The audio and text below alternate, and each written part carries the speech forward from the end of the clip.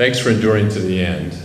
Although it hasn't been a burden at all, the talks, I think you'll agree with me, have all been very fascinating and introduced us and reminded us a lot of different facets to this phenomenon. But I'm going to turn the afterburners on and dispense with all the niceties here at the beginning, because we're down to the wire, and what was supposed to be an hour and a half presentation is now down to about 40 minutes, so we'll see how it goes here.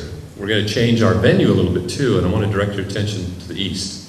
One of the advantages of participating in a number of these documentaries has been the opportunity to vet data and evidence from other parts of the world, and sometimes even to go and visit those parts of the world, those areas of the world, opportunities that would not have been realized otherwise. So it's been a great opportunity. I'd like to focus tonight, this afternoon, on the Ngoại Rung footprint from Vietnam that has only has not received much publication. And there will be a documentary coming out, and I honestly can't remember which channel it's on, but it will probably be in a month or two, focusing on the Vietnamese wild man. And one of the pieces of evidence of particular interest, the only real footprint evidence pertaining to that question, is this footprint that we'll take a look at. So Southeast Asia has been a real hotbed of zoological discoveries, and continues to be.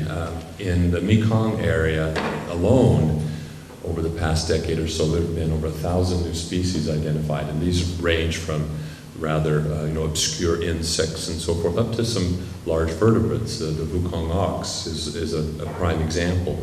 A new species of muntjac and rodents and so on, various mammals, an interesting striped rabbit, and lots of exotic herbs, reptiles and amphibians.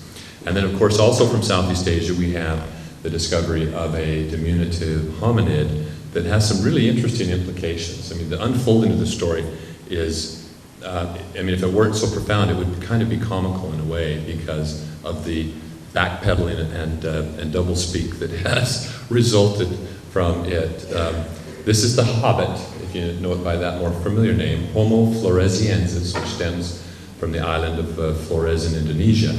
I'm not going to go into a lot of details, but because I'm sure many of you are familiar with this. Its implications for cryptozoology are quite profound, though, because this is an area from which stories of the Batutut and the Orang Pendek and the Juju and these different many named small diminutive hominids have been described, but yet relegated to the realms of mythology or cryptozoology in synonymous terms in some people's minds, unfortunately, some of my colleagues.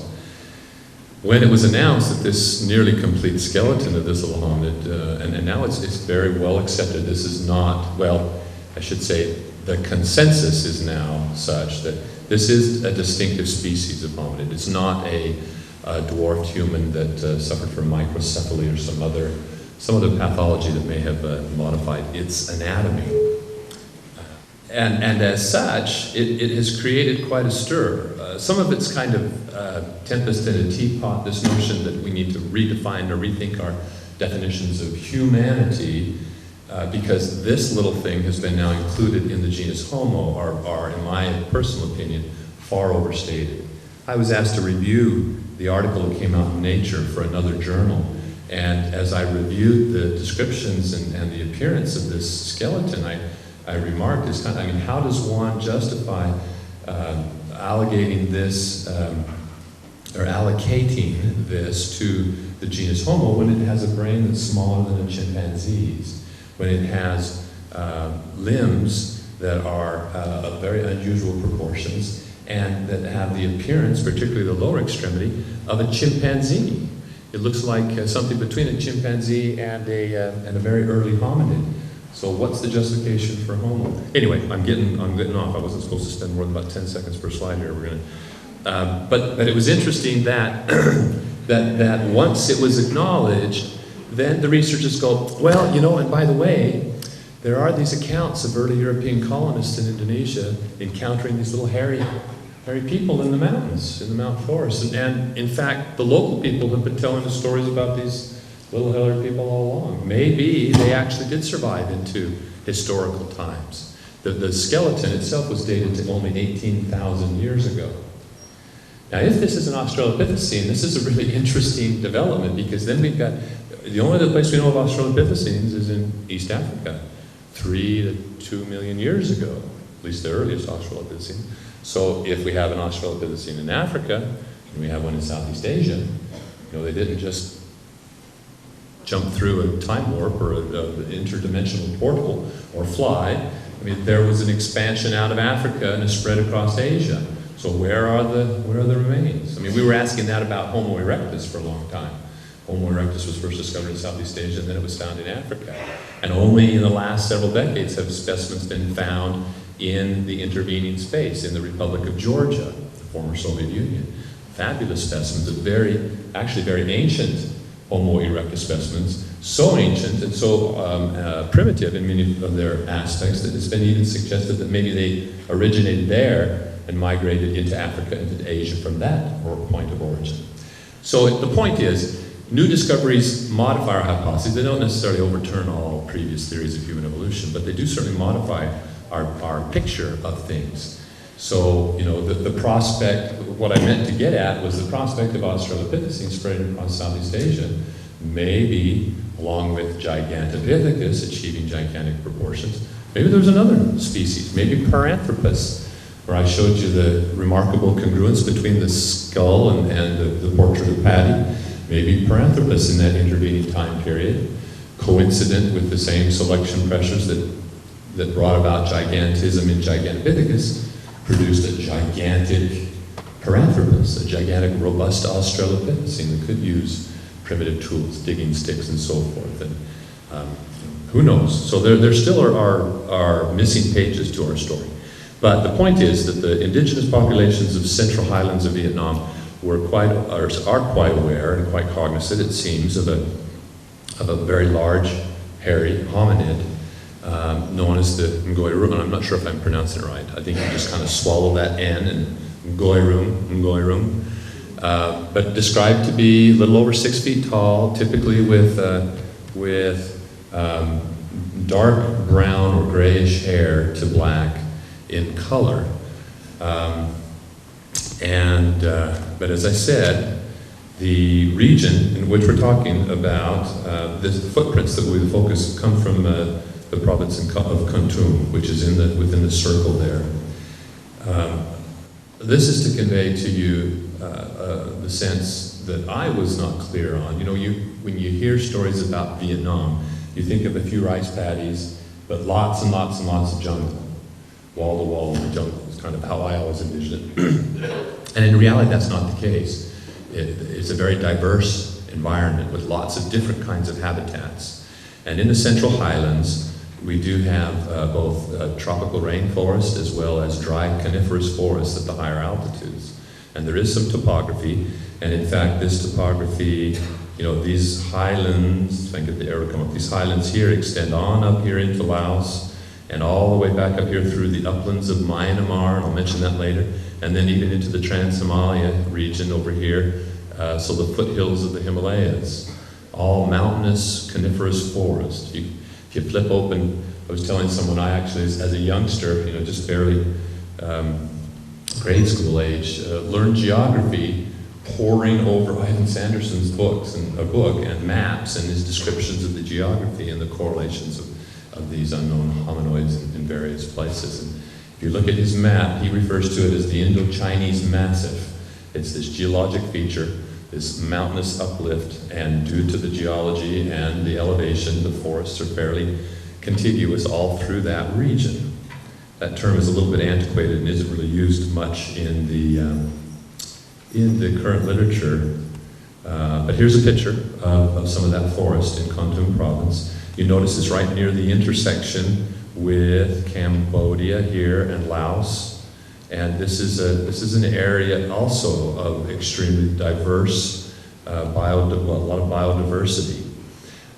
It's also an area where the GIs, where a lot of the stories of the GIs encountering rock apes or other primates have occurred. And most of these I'm only aware of secondhand stories. They call them rock apes because they have a proclivity for pelting the soldiers at night with rocks.